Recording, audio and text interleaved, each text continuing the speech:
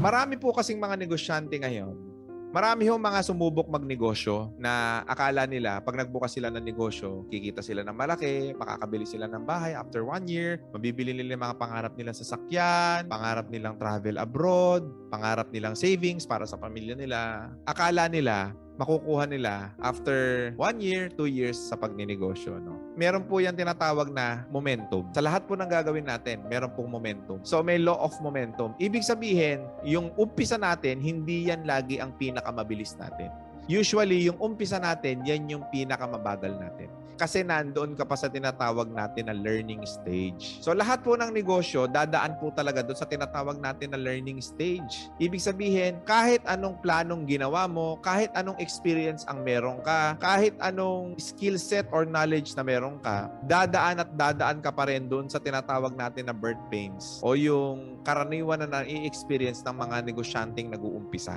So, ibig sabihin, pagka nagnegosyo pala ako, Sir Raymond, it will take time para makuha ko talaga yung full potential ng business ko. Yes, wala pong negosyo na kauumpisa pa lang, bongga na kagad, o click na kagad, or putok na kagad. Wala pong ganon. Hindi po nag-i-exist yung ganon. So, everything has a process. May proseso po yan. So, you really have to trust the process when you are an entrepreneur. Bakit? Kasi kapag mag-uumpisa ka ng negosyo ngayon, especially ngayon, time of pandemic, expect na hindi lahat magiging favorable sa'yo. Ibig sabihin, pagdating sa operational side, sigurado at sigurado may magiging flaws dyan. May mga mau-overlook ka dyan kahit pinag-aralan mo, kahit nag-research ka pa ng sobrang tindi, may mga mau-overlook ka pa rin dyan sa pagdating sa operational side ng negosyo nyo. Pagdating sa productional side ng negosyo ninyo, 100% may mau-overlook ka dyan at hindi mo makikita bago mo yan inuumpisahan. At pagka inumpisahan mo na yung negosyo, doon pa lang magsusulputan yung mga problema na yan. And of course, pagdating sa marketing side, marami rin po magiging problema yan. So, do not be afraid of trial and error.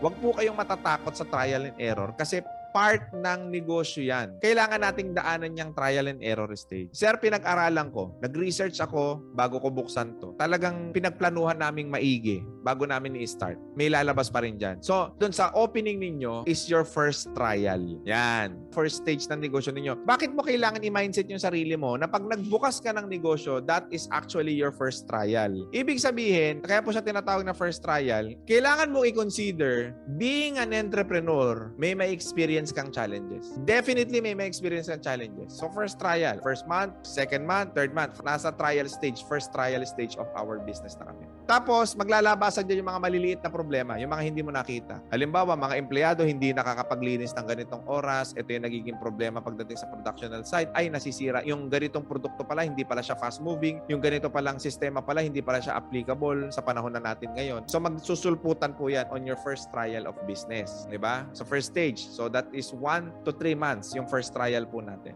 Now, on the second stage of trial of business, dapat in first quarter po ng negosyo po ninyo, kailangan yung mga maliliit na problema, hindi na siya nag-a-arise pagdating sa second quarter ng negosyo nyo po. Hindi siya nag-a-arise. Halimbawa, yung mga simpleng, ito pala hindi ito mabili, nagre-restock pa tayo ng produkto, dapat alam mo na yung kagad, di ba? On the second stage of your business. That is your 4th month up to the 6th month, no? So 1 to 3 months, your first trial, your 4th to 6 months of operation of your business, that is your second trial. Dapat po may phasing kayo niyan. Dapat sa ika-third month, dapat meron po kayong tinatawag niya na assessment. No, i-assess ninyo. Okay? Ano ba yung mga ginawa nating tama? Ano yung ginawa nating mali? Ano yung ginawa natin? 'Di ba? Second quarter of your business, 4th to 6th month. Ito na yung mga na-adjust natin, ito na yung mga naitama natin. Ito yung mga lumabas na panibagong challenges. All right? On your third quarter of your operation, which is your third trial sa negosyo po natin, ano pa yung mga lumabas after the 4th trial? Anong ibig kong sabihin? Yung first year mo sa negosyo is very critical. Yung unang taon ng negosyo mo, critical yan. So dapat sa unang taon, alam mo na kung saan nagkakaproblema yung negosyo mo at naiayos mo na. Sa unang taon, alam mo na kung saan ka mahina pagdating sa marketing at naiayos mo na. Sa unang taon, dapat alam mo na ano yung fast-moving na product, ano yung hindi, at naiayos mo na. Dapat in your first year, nandun ka sa tinatawag na learning stage. No? Yung 4 quarters of 1 year mo, dapat natuto ka. na-master mo yung process ng negosyo niyo. Ano ba natin maaalis yung mga negative na situation? Paano natin mababawasan sa buhay natin? Yung mga negative na circumstances, actually, ganito po yan, no? Ang masakit ho na katotohanan sa buhay is hindi ho mawawala yung negative sa buhay po natin. This is the hard fact. Kung nabubuhay ka, hindi po siya mawawala. Never pong mawawala ang negative. Hindi tayo mabubuhay ng walang negative sa buhay natin. Negative situation, negative circumstances, hindi mawawala ang problema sa buhay. Hindi mawawala ang challenges sa buhay. Hindi mawawala ang pagsubok sa buhay. So never po, hindi mawawala yan. At hindi mo rin may iwasan yan. That's the truth about life. Darating at darating sila, magpapakita sila sa'yo, mararamdaman mo sila, mangyayari sila sa'yo. Challenges sa buhay, nako, hindi mawawala yan. You can actually eliminate them, but hindi sila po pwedeng mawala sa buhay. Kasama po talaga yan. So the best way to actually change our life is kailangan po natin ng kakaibang perspective sa buhay natin. Ano ba yung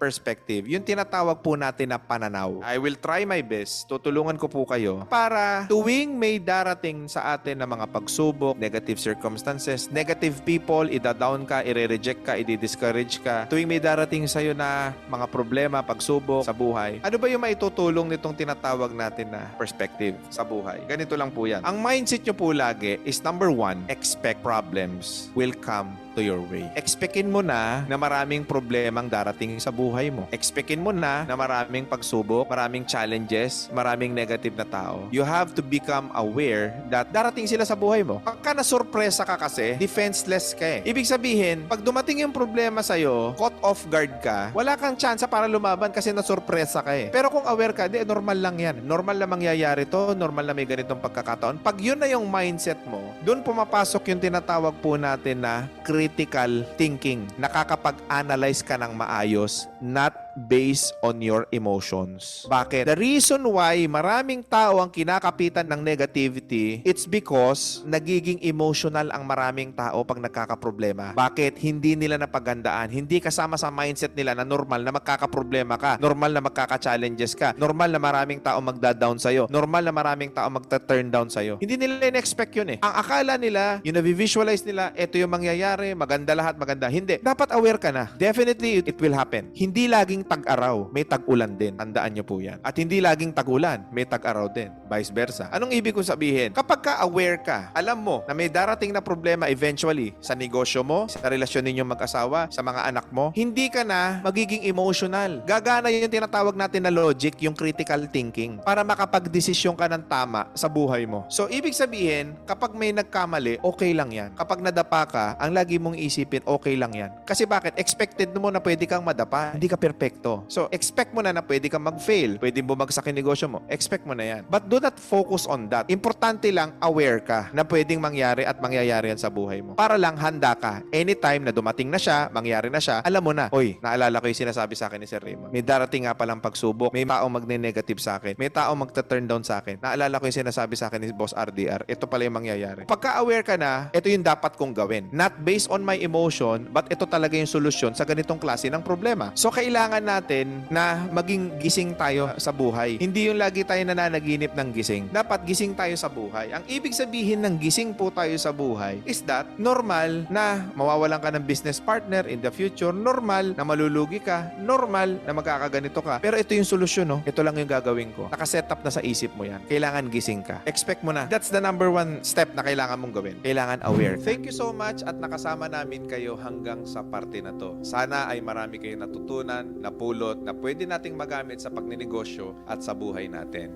Please like, follow, and subscribe for more videos. Follow lang po kayo sa RDR Business Solutions sa Facebook, sa TikTok, and sa YouTube. Para sa mga free trainings and workshop, please kindly join our exclusive community. Doon po ay nagkakanda kami ng libreng workshops and seminar para mapanood nyo po yung buong series ng mga videos na kinakrap po namin na siya naman po naming ina-upload sa aming Facebook and YouTube. So, ginagawa po namin yan ng live doon sa aming exclusive community. So, kung hindi pa po kayo nakakapag-join, please join to that page. Maraming salamat.